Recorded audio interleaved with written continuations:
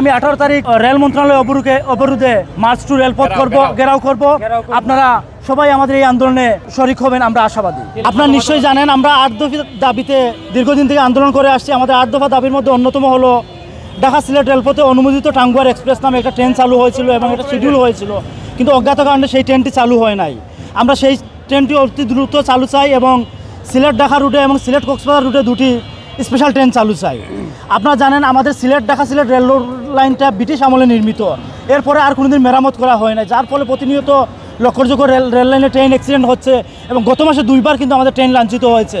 পদ্মা সেতু, metro rail এবং elevated expressway নির্মাণের গর্বিত অংশীদার বসুন্ধরা সিমেন্ট। এবং আমাদের সিলেট রুটে যে ট্রেনগুলো চলে সবগুলোর ইঞ্জিন কিন্তু অতি পুরাতন।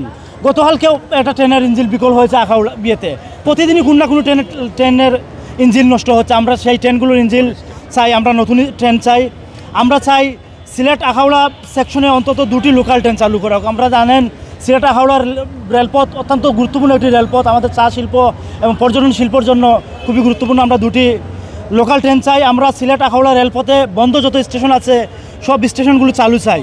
আমরা চাই সিলেটের সকল স্টেশনে বরাদ্দকৃত আসন সংখ্যা বৃদ্ধি করে। আপনারা জানেন সিলেটের জন্য আসন খুবই সংকট, মানুষ দাঁড়িয়ে যেতে পারে না এবং বিশেষ করে আমাদের সড়কের অবস্থা খুবই বেহাল। ঢাকা থেকে সিলেটে আসতে 16 ঘন্টা, 18 ঘন্টা, 20 ঘন্টা লাগে।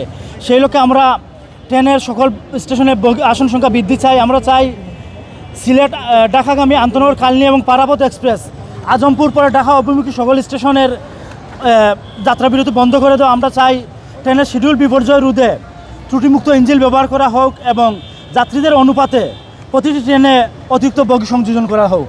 আপনারা জানেন আমরা দীর্ঘ 3 মাস থেকে সিলেটের বিভিন্ন জায়গায় আমরা লাগাতার আন্দোলন করছি, ঢাকায় আন্দোলন করছি, কিন্তু রেল মন্ত্রণালয় এখনও আমাদের এই উন্নয়নে কোনো ভূমিকা পালন করে না, তাদের কোনো কার্যকর পদক্ষেপ আমরা দেখি নাই। আমরা আজকে ট্রেন অবরোধ করেছি। আমরা মনে করি দাবি আদায় সংগ্রাম ছাড়া দাবি আদায় করা হবে না। আমরা আগামী 18 তারিখ রেল মন্ত্রণালয় অবরোধে মার্চ টু রেলপথ করব, ঘেরাও করব।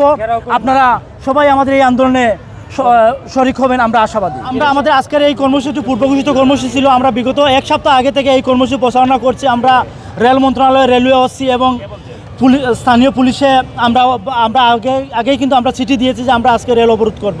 তারপরও আজকে তারা আমাদের সাথে খারাপ আচরণ করছে, এটা কাম্য নয়। আমরা আমাদের দাবি আদায়ের জন্য এখানে নামেছি, আমাদের কোনো অন্য উদ্দেশ্য নেই। আমাদের দাবি যদি পূরণ হয়ে যায় আমরা আন্দোলন করার এখানে প্রয়োজন আসে না।